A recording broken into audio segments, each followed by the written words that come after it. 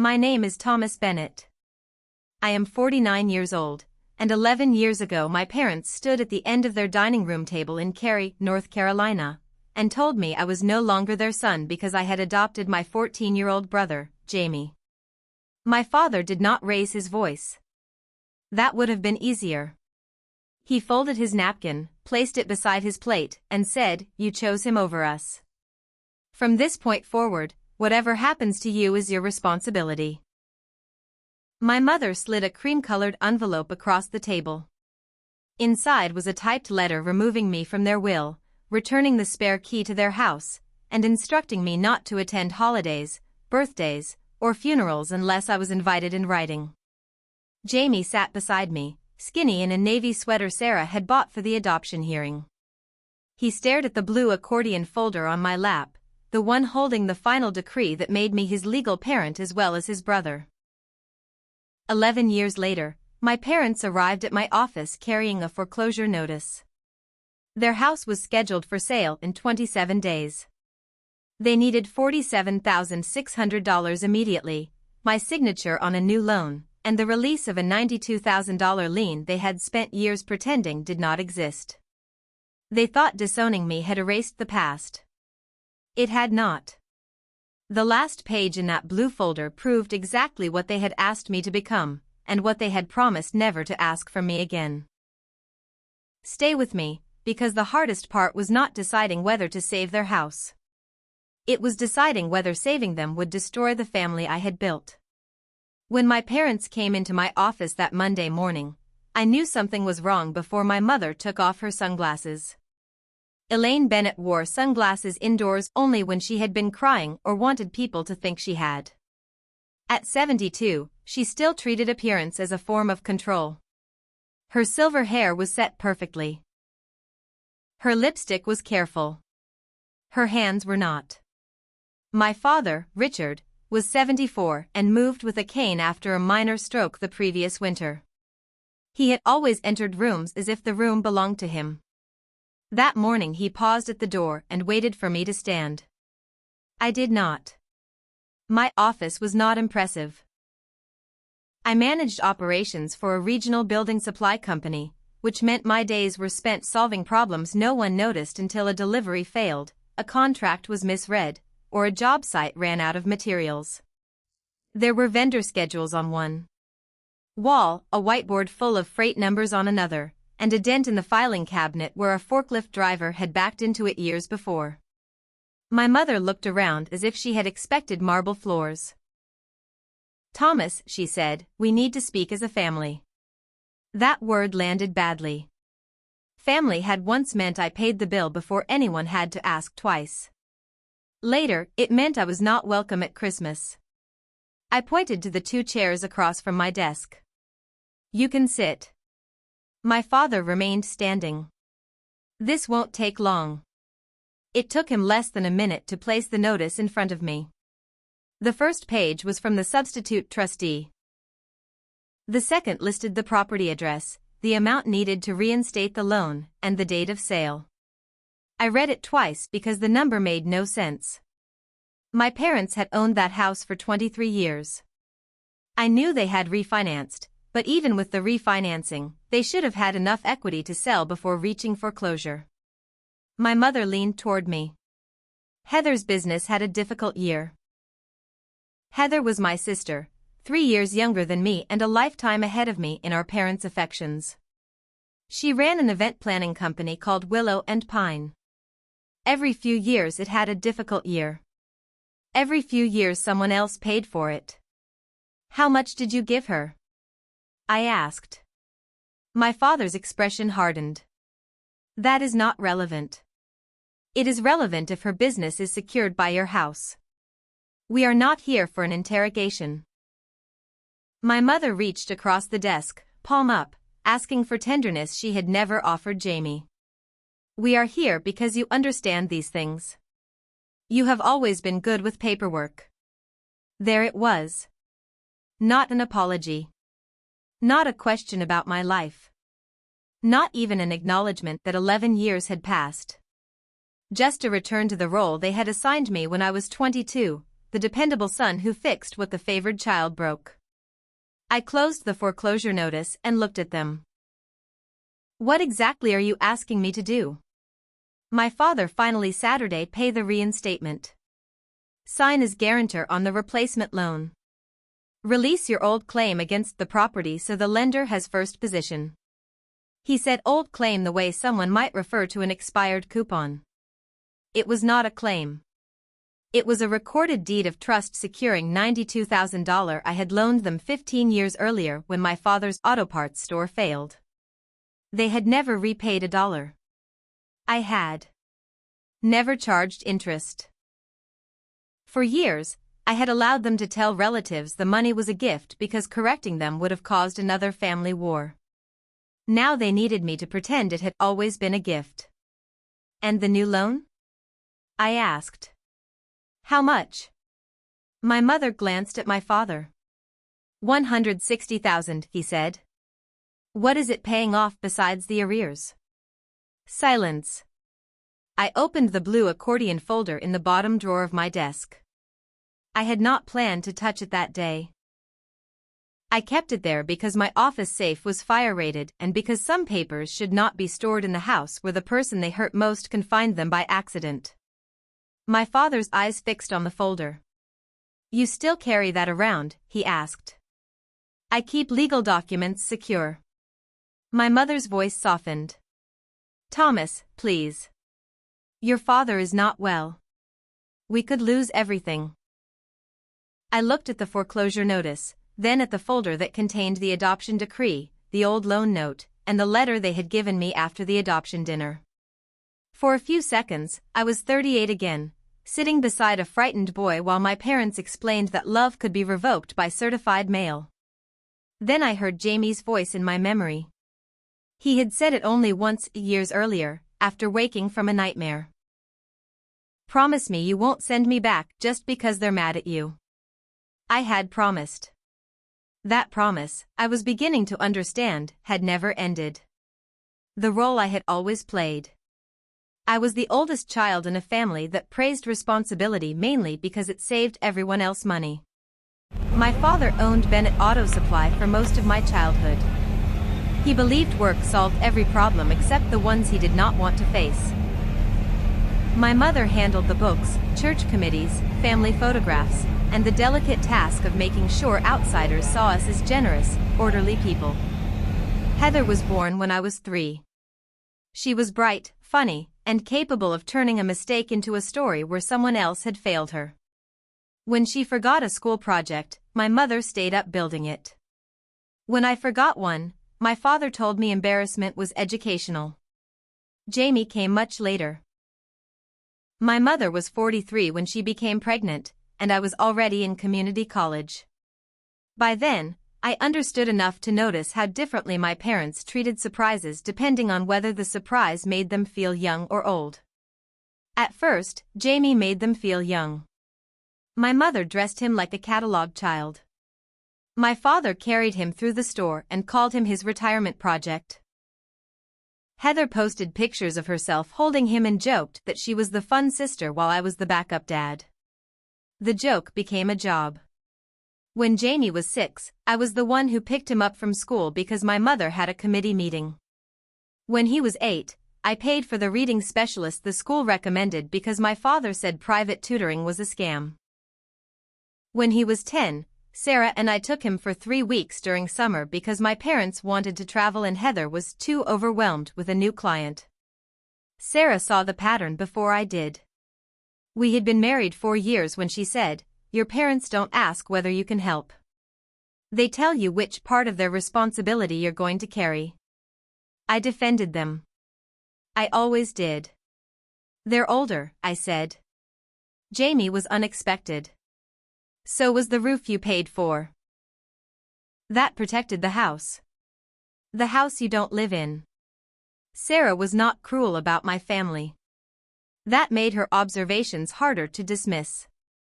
She worked as a pediatric nurse and had a calm way of asking one precise question, then waiting until I ran out of excuses. Before Jamie's adoption, the largest excuse had been my father's business. Bennett Auto Supply began losing customers when national chains opened nearby. My father blamed online pricing, disloyal mechanics, and the city's road construction. He did not blame the store's outdated inventory or the fact that he refused to change suppliers because one sales representative had once corrected him in front of an employee.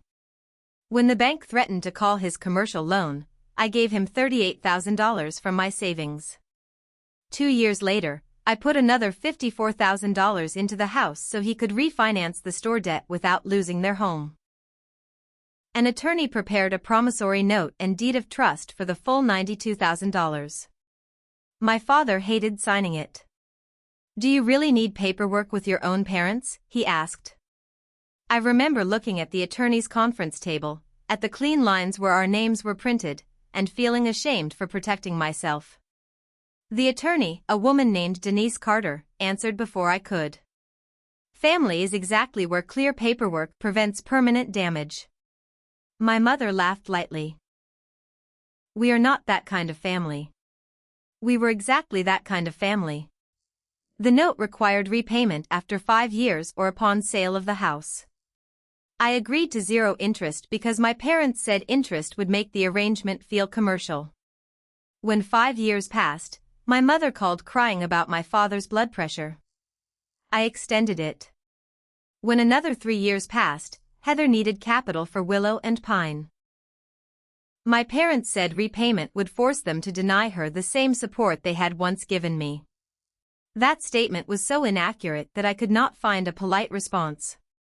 The only support they had given me after high school was the use of my father's truck on moving day, and he had asked me to replace the gas. Still, I did not demand payment. I told myself peace was worth more than money. That was my emotional weakness. I confused avoiding conflict with preserving love. I became useful enough that no one had to know me deeply. I remembered insurance renewals. I reviewed Heather's first commercial lease. I found the contractor who repaired my parents' foundation. I set up automatic payments when my mother said online banking made her nervous. If a problem had columns, dates, signatures, or a total at the bottom, it became mine. But usefulness is not the same as belonging. I did not understand that until Jamie began having trouble at school. At 13, he was tall, quiet, and permanently alert. He had always struggled with reading, but by middle school his difficulty had turned into shame. My father responded by increasing pressure. He took away Jamie's phone, then his bedroom door, then soccer, the one place Jamie felt competent. My mother said he was becoming defiant. Heather said he needed discipline. The school counselor said he was having panic attacks. The first time Jamie ran away, he walked 6 miles to our house in freezing rain. Sarah found him on the porch just after midnight, wearing a gray hoodie soaked through at the shoulders. He had no coat, no wallet, and one red mark across his cheek that he said came from falling against a cabinet. I called my parents. My father answered on the 6th ring. "Send him home. He walked here in the dark. Then he can walk back in daylight." Sarah was close enough to hear. Her expression did not change, but she reached for a towel and wrapped it around Jamie. I said, "I'm keeping him tonight." My father exhaled through his nose. "You always make things bigger than they are." That sentence had controlled me for years. It suggested the problem was never what happened. The problem was my refusal to absorb it quietly. The next morning, Jamie sat at our kitchen table with both hands around a mug of hot chocolate. He would not meet my eyes. "Did Dad hit you?" I asked. "No." "Did he grab you?" Jamie stared into the mug. "He said I was acting like a criminal, so he took my door off." I tried to put it back. He pulled me away. I hit the cabinet. "Why did you come here?" His answer was almost too soft to hear. "Because you don't make me explain why I'm scared before you let me come inside." That was the first time I understood that being the dependable son had prepared me for a different role. Not the role my parents wanted. The role Jamie needed. I did not decide to adopt him that morning. I decided to keep him safe for one night. Then I decided to keep him safe for 1 week. My parents made every decision after that easier than the one before it. The betrayal they thought I would accept. The temporary arrangement lasted longer than anyone intended because my parents refused every condition that would have allowed Jamie to return safely. The school counselor made a report after Jamie told her he had been sleeping in the laundry room because his bedroom door had been removed and he did not feel safe in the hallway. A county social worker visited my parents' house. No one was arrested. There was no dramatic scene on the lawn. Real family crises are often quieter than people imagine. They happen in offices with plastic chairs while adults argue over wording and a child studies the floor. My parents agreed to let Jamie remain with Sarah and me for 30 days. They called it a cooling-off period. The written safety plan called it kinship placement. I bought a blue accordion folder at an office supply store because the papers multiplied quickly. School records went in the first pocket. Medical forms went in the second. The temporary guardianship order went in the third. Jamie watched me label each tab at our dining table. "Does that mean I'm staying?" he asked. "For now." "What does for now mean?" "It means no one is moving you tonight. Tomorrow, we deal with tomorrow." He nodded, but I could see that he wanted a promise larger than I was prepared to make. My father treated the placement like a contest he could win by refusing to cooperate. He attended the first family counseling session and spent most of it explaining that Jamie was manipulative. My mother cried about being judged. Heather arrived 20 minutes late and said we should all stop using therapy language. Jamie barely spoke until the counselor asked what he wanted. "I want my door," he said. My father leaned back. "See? It's about control." The counselor looked at him. A bedroom door is a normal expectation for a 14-year-old. My father did not return for the second session. My mother attended twice more, but each conversation ended with the same bargain. Jamie could come home if he admitted he had exaggerated everything. Jamie would look at me, waiting to see whether truth was still required in our family. I began to recognize a pattern I had spent decades avoiding. My parents did not want reconciliation. They wanted surrender without witnesses. During those months, Jamie changed in small ways. He stopped hiding food in his backpack. He began sleeping through the night. His grades did not become perfect, but with tutoring and an evaluation, we learned he had dyslexia and anxiety. Neither condition made him lazy. Neither condition made him dangerous. They simply required patience, structure, and adults who did not interpret struggle as disrespect. Sarah became the steady center of our house. She helped Jamie choose a reading app that did not make him feel childish. She taped his soccer schedule to the refrigerator. She also made sure I did not turn rescuing him into another version of being useful. "You are allowed to be tired," she told me one night after I fell asleep over guardianship forms. "He needs someone who doesn't get tired of him. He needs someone honest enough to rest before resentment grows." That was Sarah's way. She did not romanticize care. She made it sustainable. 6 months into the placement, my parents hired an attorney and demanded Jamie's immediate return.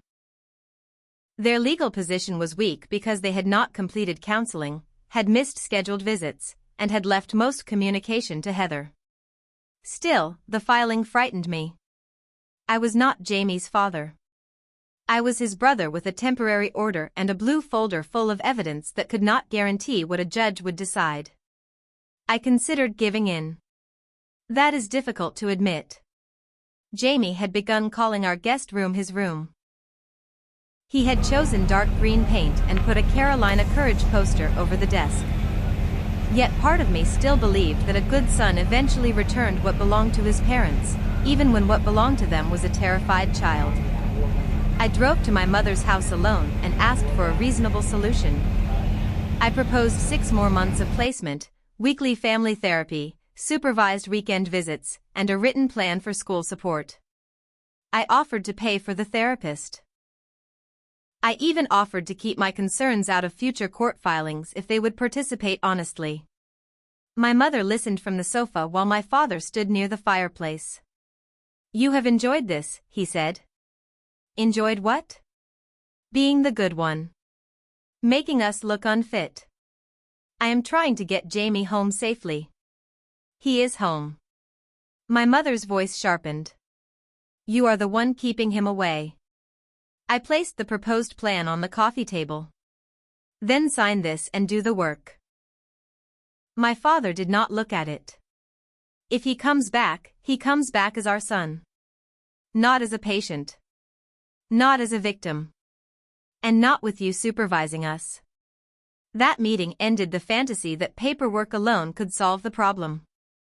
My parents saw every safeguard as an insult because safeguards assumed they could be wrong. 2 months later, Jamie's court-appointed advocate recommended that the placement continue. My parents' attorney suggested mediation. During mediation, my father shocked everyone by saying he would consent to adoption if it ended the court oversight and any future support obligation. The mediator asked him to repeat himself. My mother began crying. "Richard, that is not what we discussed." He looked at me. "You wanted him. Take responsibility." Jamie was not in the room. I was grateful for that. I did not accept immediately. Sarah and I met with our attorney, with Jamie's advocate, and with Jamie himself. We explained that adoption would make us legally responsible for school, healthcare, housing, and every decision until adulthood. We explained that it would not erase his history or require him to call me Dad.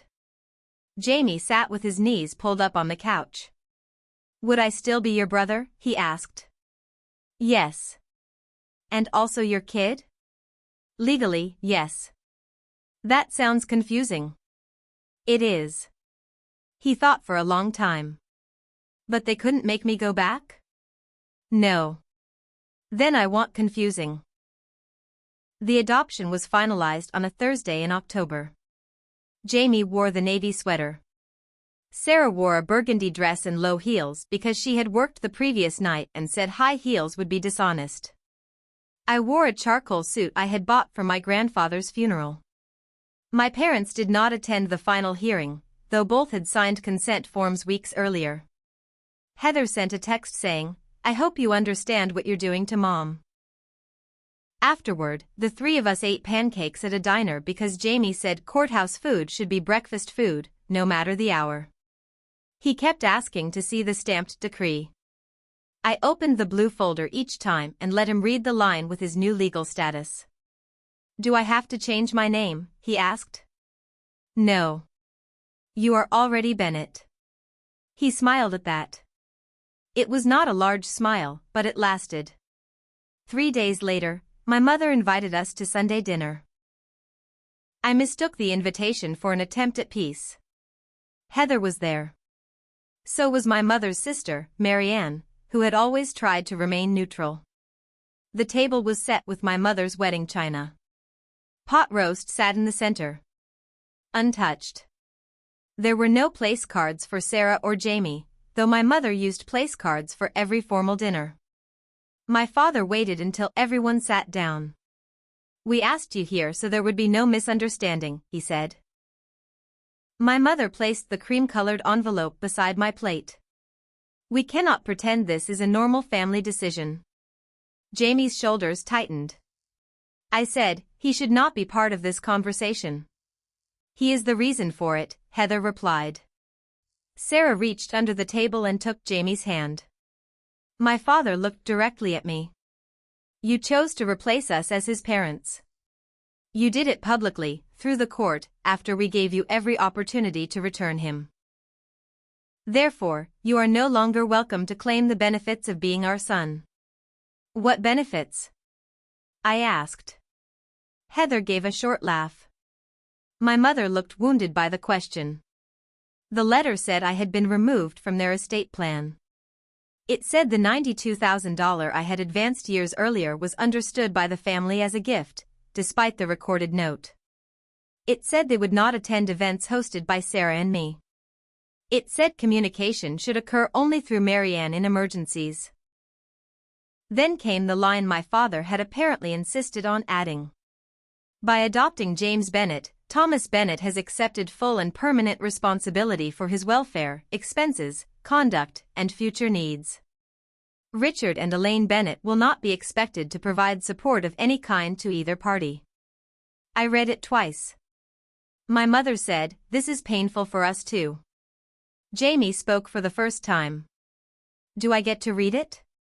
"No," I said. My father said he should understand consequences. I folded the letter and put it into the blue folder behind the adoption decree. That was the first time the folder felt heavy. I stood. Sarah stood with me. Jamie remained seated until I touched his shoulder. Aunt Marianne whispered, "Elaine, this is too much." My mother answered without looking at her. Neutrality means respecting both sides. At the front door, my father held out the brass spare key I had carried since college. "You won't need this," he said. I took it because refusing would have created another moment for him to control. Then Jamie stepped between us. "You signed the papers," he said. My father's face tightened. Adults make difficult decisions. "You signed them," Jamie repeated, "and now you're blaming Tom because he did what you told him to do." My father opened the door. We left before dinner was served. For the next 11 years, my parents behaved as though that evening had settled every debt except the ones they might someday want me to pay. The details that didn't make sense.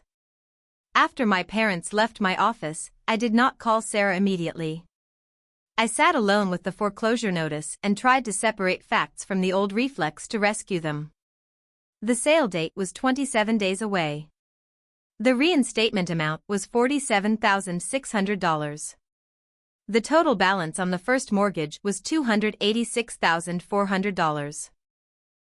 County records valued the house near $620,000, though the interior had not been updated in years. If those were the only numbers, a normal sale could have protected most of their remaining equity. Even after commissions, taxes, and repairs, they should have been able to leave with enough to rent a modest apartment and avoid foreclosure. But my father had asked for a $160,000 replacement loan. I called Denise Carter, the attorney who had prepared the $92,000 note. She was semi-retired but still maintained the file. I gave her permission to order a title search and asked her not to contact my parents. "Are you considering releasing the lien?" she asked. "I'm considering understanding what they did." "That is not the same thing." "No." "Good. Understanding comes first." The next call was to Sarah. She listened without interrupting while I explained the foreclosure, the loan request, and my parents' assumption that I would sign. When I finished, she asked, "Did either of them ask about Jamie?" "No." "Did they ask about you?" "No." Then this was not a reunion. "I know. You know with your head. I'm asking whether the rest of you knows." That question stayed with me. Jamie was 25 by then. He had finished a 4-year electrical apprenticeship and worked for a commercial contractor in Raleigh. He lived in a small townhouse 10 minutes from us and came over most Sundays, usually with laundry he claimed was accidental. He had grown into a patient man with careful hands. He could trace a fault through a breaker panel without rushing, but conflict with our parents still reduced him to the guarded 14-year-old who had once slept in our laundry room. I did not want to tell him until I understood the situation. I also knew hiding it would feel like making decisions over his head, which was exactly what our parents had done. That evening, he arrived while Sarah was making chicken soup. He saw the blue folder on the kitchen counter and stopped. "You brought that home," he said. "I did." "Are they suing us?" "No." He looked at me for another second. "Then they need something." I told him. Jamie leaned against the counter, arms folded. He did not react to the dollar amount. He reacted to the word guarantor. They want your name on their debt? Yes. So if they stop paying, you pay? Yes. And they want you to erase the money they already owe you. That is what it sounds like. He stared at the blue folder. Are you going to? I don't know yet. His mouth tightened. That means you want to. It means I need facts. It means they came back and you already moved from no to maybe. Sarah set the spoon down gently. Jamie. No, he needs to hear it. Jamie's voice was controlled, which made the anger clearer. They threw us out. They told everyone he kidnapped me. They sent me birthday cards for 2 years with no return address and wrote that I could come home when I admitted I lied. Now they need money, and suddenly he has to be careful and fair. I am trying to be fair to everyone. That has always meant being unfair to yourself first. He took his jacket from the chair. Where are you going? Sarah asked. Home. Dinner is almost ready. I'm not hungry. At the door, he looked back at me. If you help them, don't tell yourself it is for me. The door closed quietly. Jamie had learned quiet exits from the best and worst people in his life. 2 days later, Denise called. The title report showed the first mortgage, my $92,000 deed of trust, 2 years of unpaid county taxes totaling $13,800, and a judgment lien against my parents for $68,000. Whose judgment? I asked. Wake County Superior Court. Plaintiff is Larkspur Commercial Leasing. I knew the name. Larkspur had leased warehouse space to Willow and Pine. The judgment was against my parents because they had personally guaranteed Heather's 5-year commercial lease. When her business closed, the landlord sued for unpaid rent and damages. My parents had settled for $68,000, but they had paid only the first installment. That explained part of the $160,000 loan.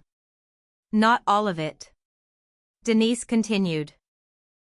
There is also a recorded assignment connected to a proposed private loan. It appears Heather's company would receive approximately $34,000 after the liens are paid. I thought I had misheard. They are borrowing against the house to give Heather more money? That is what the draft closing statement suggests. The house was days from foreclosure because Heather's business had failed, and the rescue loan included fresh cash for Heather. I asked Denise to send me the documents. The email arrived with 12 attachments. I printed them, spread them across the conference table, and began checking dates. My parents had applied for the new loan 6 weeks earlier. On the application, they listed my $92,000 lien as family accommodation to be forgiven at closing. Beside that statement was a typed note, "Son has agreed to release without payment." I had never agreed. The lender's condition sheet required my signed release, a personal guarantee from a borrower with sufficient income, and evidence that the foreclosure arrears had been paid. My parents had presented me not as a person they hoped to persuade, but as an asset already committed. There was one more inconsistency. The application listed monthly household expenses far below reality. No cost for my father's home health aid. No credit card payments. No payment plan for the judgment. No support to Heather. I called my mother. Did you tell the lender I had agreed to release my lien? A pause. Then, we told them you would do the right thing. That is not what the application says. Applications use simplified language. Did you tell them I would guarantee the loan? Your father said you had the income. That was not my question. Her voice became brittle. Why are you speaking to me as though I am a stranger? Because a stranger would need my permission before using my name. She began to cry. I could hear the change in her breathing, the careful delay before each sentence. For most of my life, Tears had ended any conversation that threatened her version of events. "We are frightened," she said. "Your father can barely sleep."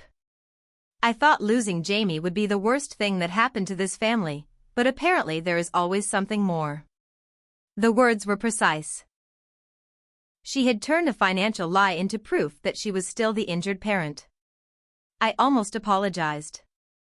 Instead, I said, "Send me the last 12 months of bank statements, the loan application, Heather's settlement, and a list of every debt. I will review them. I am not promising money, a signature, or a release. You already have more information than you need." "No. I have enough information to know you hid things." My father took the phone from her. "We came to you respectfully," he said. "Do not humiliate your mother by demanding access to private accounts. You are asking me to guarantee $160,000. You are our son. You said I wasn't." He was silent long enough for me to hear the television behind him. Then he said, "This is not the time to reopen old wounds." He ended the call. The next morning, an email arrived from Heather. The subject line was Family Solution. Attached was a one-page document authorizing the lender to communicate with me. No bank statements. No debt list. No apology for using my name. At the bottom, Heather had written, "We all need to put personalities aside and focus on keeping Mom and Dad secure." I replied with 3 sentences. "Security requires accurate numbers. I will review a complete financial disclosure. I will not sign anything before then." Within an hour, my mother left a voicemail saying she had always known Sarah would eventually turn me against them. At noon, Aunt Marianne called for the first time in almost a year. "Tom," she said, "your mother asked me to reason with you. Are you going to?" "No. I am going to tell you there is something about the adoption dinner you never knew." The truth I could no longer ignore. Aunt Marianne asked to meet at a coffee shop halfway between our homes. She arrived with a sealed legal envelope and the expression of someone who had spent years calling silence neutrality. "I should have given you this sooner," she said. Inside was a copy of my parents' estate amendment, signed 2 days before the adoption dinner. Marianne had been named alternate executor at the time, so their attorney had provided her a copy. The amendment removed me and Jamie as beneficiaries, just as my parents had announced. But on the final page, beneath instructions about funeral expenses and taxes, was a specific acknowledgement of the $92,000 promissory note. It directed the executor to pay the note in full before distributing anything to Heather. "They knew it was a debt," I said. Marianne nodded. "They always knew. Then why let them tell everyone it was a gift?" Her eyes dropped. "Because your mother said correcting the story would make the adoption look like a financial dispute. She wanted people to believe you had taken Jamie and then demanded money." I sat back. The coffee between us cooled untouched. Marianne continued. "At dinner, when Richard said you had chosen Jamie over the family, he had already signed a document recognizing your loan. Elaine knew the letter about the gift was false. I knew too. Why were you there?" "Your mother asked me to witness the conversation. She said you might become aggressive." I laughed once, without humor. "Did I?" "No. You folded the letter, put it in that blue folder, and walked out." Marianne pressed both hands around her cup. I told myself staying close to them allowed me to reduce the damage. Sometimes it did. Mostly it made me useful to people who did not want to change. That sentence could have described my entire adult life. Before we left, Marianne told me one more thing. My parents had borrowed against the house not only for Heather's lease but also for her daughter's private college tuition, a destination wedding deposit that was never refunded, and nearly 2 years of Heather's personal expenses after the business closed. "Heather says she was managing their money," Marianne said. "Your father says he was helping her rebuild. Your mother says family does not keep score. family always kept score with me. I know. That evening, I placed the estate amendment into the blue folder behind the disownment letter. The folder no longer felt like a record of one terrible year. It looked like a map of a system. Every tab showed the same movement, responsibility flowed toward me, sympathy flowed toward Heather, blame flowed toward Jamie. 3 days later, my parents finally sent partial bank records. They had more than $31,000 in credit card debt, most of it from cash advances. My father's pension and Social Security covered ordinary living costs, but they were sending Heather between $1,400 and $2,600 every month. They had paid her car insurance, phone bill, and rent on a storage unit containing decorations from the failed business. One check for $9,500 was marked consulting. The recipient was Heather. I called her. She answered with, "I was wondering when you'd stop hiding behind paperwork. What did you consult on?" "Excuse me?" "The $9,500 check. That was repayment for work I did handling their crisis. You charged our parents to help manage the debt created by your business? You have always reduced everything to numbers. Numbers are what the bank uses when it takes a house." Heather's tone changed from defensive to injured. "You have no idea what I gave up for them while you stayed away. I stayed away because they told me to. You could have tried harder." There are accusations designed to be answered and accusations designed to keep a person trapped. If I defended my absence, I would be admitting their rejection had been a test I failed. I said, "I am proposing a sale." Heather went quiet. "The house is worth enough to pay the first mortgage, taxes, judgment, and my original loan. Mom and Dad could rent an accessible 2-bedroom apartment.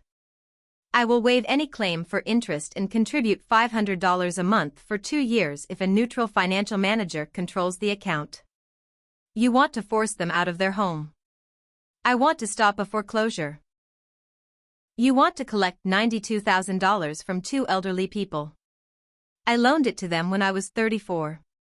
I have waited 15 years. They are your parents. And Jamie was their son." She ended the call. The next day, I sent the proposal in writing to all 3 of them. It was detailed but simple. List the house immediately at a realistic price. Use proceeds to pay secured debts and taxes. Repay my $92,000 principal with no interest. Place the remaining funds in an account managed by a certified fiduciary. I would cover the reinstatement amount temporarily if needed to stop the sale, but only under an agreement allowing the property to be listed and reimbursing that advance at closing. Heather would receive no new cash from the transaction. Jamie would not be contacted or asked to participate. I gave them 5 days to respond because the foreclosure deadline was approaching. My mother replied after 20 minutes.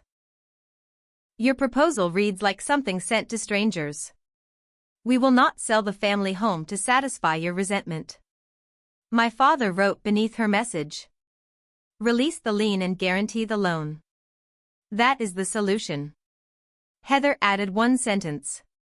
"No neutral manager is necessary because I am already handling their affairs." For the first time, their refusal gave me clarity instead of guilt. They did not want help. They wanted continuation. The house, the loan, Heather's access, my obligation, Jamie's silence, every part of the old arrangement had to remain untouched. That night, I apologized to Jamie. He came over after work, still wearing steel-toed boots and a Navy Company shirt with his name stitched over the pocket. I told him about the estate amendment, the false loan application, and the proposal they had rejected. "I should have said no the first day," I said. Jamie looked toward the blue folder on the table. "Maybe you needed to prove to yourself that there was a fair option." "There was." "And they said no." "Yes." He nodded slowly. "Then now you know the problem was never that no one offered them a way out. What do you want me to do?" He rubbed a thumb over a small burn mark on his wrist from a job site. I want you to stop asking me to decide how much pain you owe them. I had not realized I was doing that. He continued. You adopted me because I was a kid and you were responsible for me. They are adults. Helping them cannot mean making yourself responsible for every choice they refuse to change. Sarah sat beside me. That is the line. I looked from her to Jamie. The family I feared losing was already in the room. The people demanding proof of loyalty were the ones who had left it years earlier. I called Denise the next morning and authorized her to protect my lien, communicate only in writing, and prepare the documents necessary to stop the foreclosure without guaranteeing a new loan. The line I finally drew. My parents did not respond to Denise's letter. Instead, they organized what my sister called a family meeting. It took place at Aunt Marianne's house on a Sunday afternoon, 12 days before the scheduled sale. Marianne had agreed to host only because she wanted witnesses. Sarah came with me. Jamie said he would attend if no one expected him to reconcile. I'm not going there to be healed, he said. I'm going so they can't use my absence as a story. My parents were already seated when we arrived.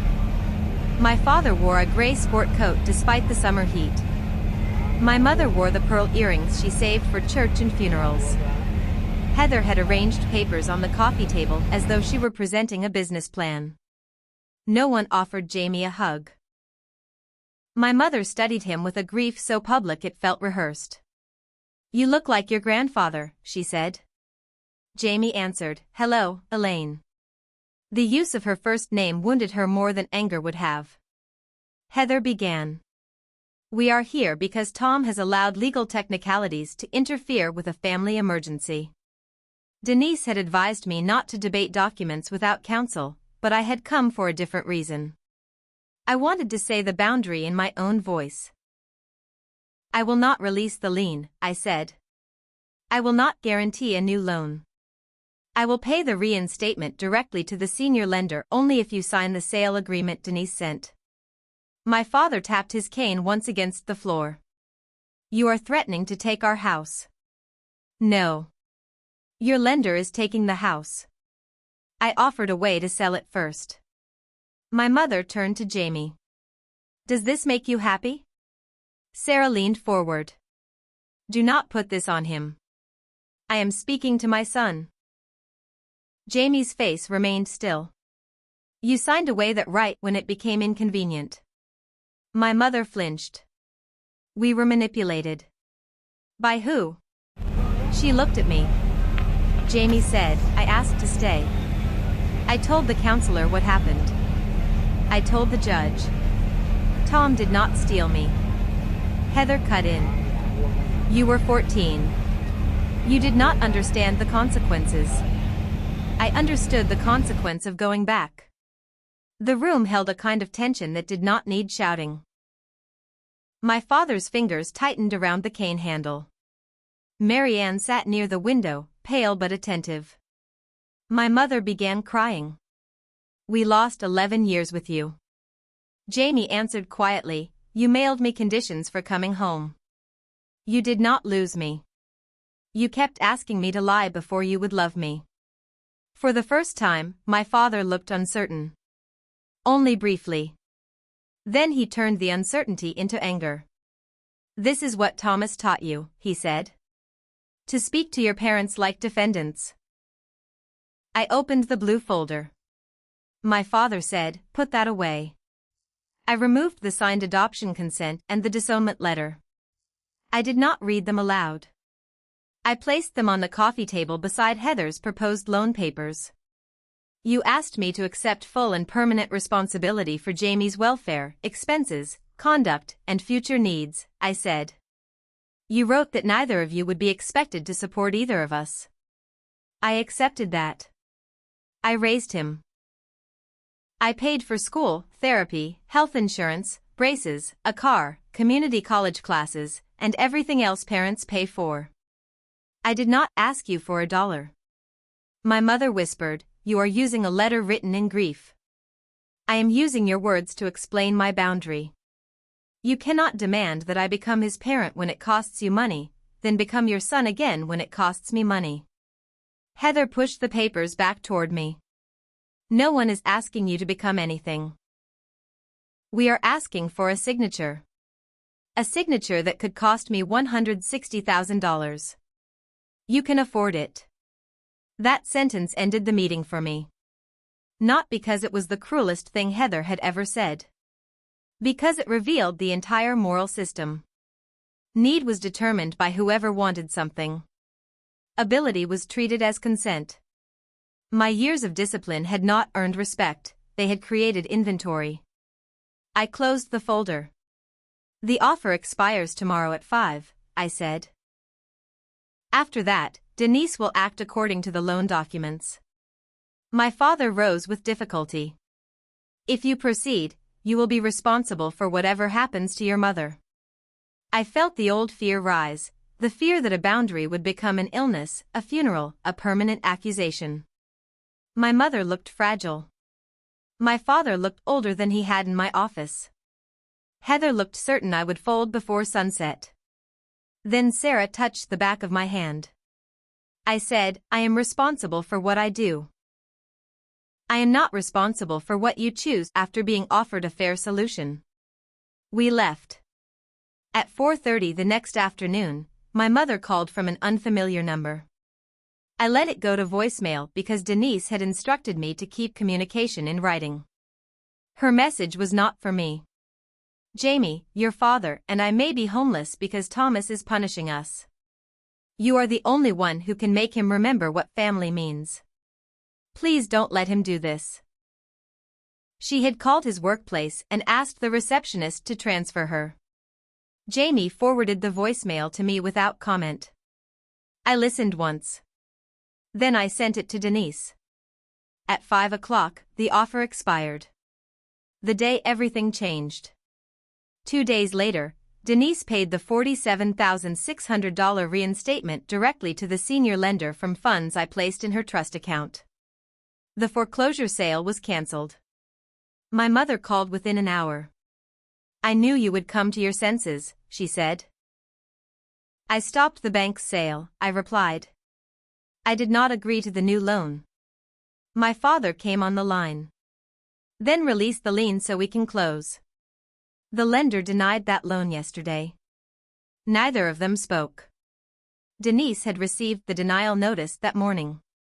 The application contained incomplete debt disclosures, an unsupported statement that my lien would be forgiven, and income figures that did not cover the proposed payment. Even if I had signed, the private lender would not fund it without new terms that placed my own home at risk. Heather's solution had never been a solution. It was a delay built on my signature. I continued. The payment I made is a protective advance under my deed of trust. It has been added to the amount secured by the house. Denise filed notice today. You have 10 days to sign the listing agreement. If you refuse, she will begin the sale process under my loan documents. My mother sounded genuinely confused. You paid the bank so you could take the house yourself? No. I paid the bank so there would be time to sell it normally. I am still offering you the least damaging option. My father said, you planned this. I documented it. There is a difference. They signed the listing agreement on the 9th day. The house sold 5 weeks later for $612,000 to a couple with 2 young children. My parents complained about every showing, every repair request, and the buyer's request to keep the old oak shelves in the den. Heather promised to help them pack, then stopped answering when she learned there would not be enough money to restart Willow and Pine. Aunt Marianne found them an accessible 2-bedroom apartment near my father's rehabilitation clinic. Sarah located a reputable fiduciary who agreed to manage the remaining funds and household bills. I honored the offer my parents had rejected, no interest on the original $92,000, no penalty charges, and $500 a month from me for 2 years, paid into the managed account rather than handed to Heather. At closing, the final statement showed the truth without emotion. The first mortgage, unpaid taxes, Heather's lease judgment, selling costs, my original principal, and the protective advance were paid. My parents received $65,200. My mother stared at the line showing $139,600 paid to me. "You are walking away with more than we are," she said. "I am receiving money I paid out over 15 years. You have a house. You have savings." Yes. She waited for that fact to become an apology. It did not. My father signed the last page. Before leaving, he looked at the blue folder beside Denise's laptop. "You kept everything," he said. I had to. For once, he did not tell me I was making too much of it. What remained afterward? The consequences unfolded slowly, which made them more honest. Heather visited my parents twice after the move. When the fiduciary refused to reimburse her for business storage, she accused everyone of controlling her and stopped visiting for 3 months. My mother defended her at first. Then the storage company auctioned the contents after Heather ignored the bill, and even my mother could no longer pretend the next rescue would be different. My father continued rehabilitation. I drove him once when Marianne was sick, but we spoke only about traffic and appointment times. He thanked me when he got out of the car. It was not an apology, but it was the first gratitude I could remember receiving without a request attached. My mother asked Jamie to meet her for coffee. He agreed to 45 minutes in a public place. She spent the first 20 asking about his work and the next 10 explaining how badly the adoption had hurt her. When she asked whether he thought I might return some of the house money, he stood up, paid for both coffees, and left. He did not see her again that year. The distance cost me more than I expected. I had imagined that drawing a boundary would feel clean. Instead, I grieved the parents I had spent decades trying to earn. Some nights I wondered whether taking less money at closing would have created peace. Sarah would remind me that peace purchased by denying reality expires as soon as the next bill arrives. Jamie understood that before I did. On the anniversary of his adoption, he came to our house with a small wooden frame he had made himself. Inside was a copy of the final decree, reduced to fit beneath a photograph of the 3 of us outside the courthouse. In the picture, Sarah looked exhausted, I looked terrified, and Jamie looked as though he was trying not to smile too much. "What happened to the original?" he asked. I opened the blue accordion folder one final time. The tabs were worn. The cream-colored disownment letter still sat behind the decree. The loan note, estate amendment, voicemail transcript, and closing statement filled the later pockets. I removed the adoption decree and handed it to him. "The original belongs with you," I said. He shook his head.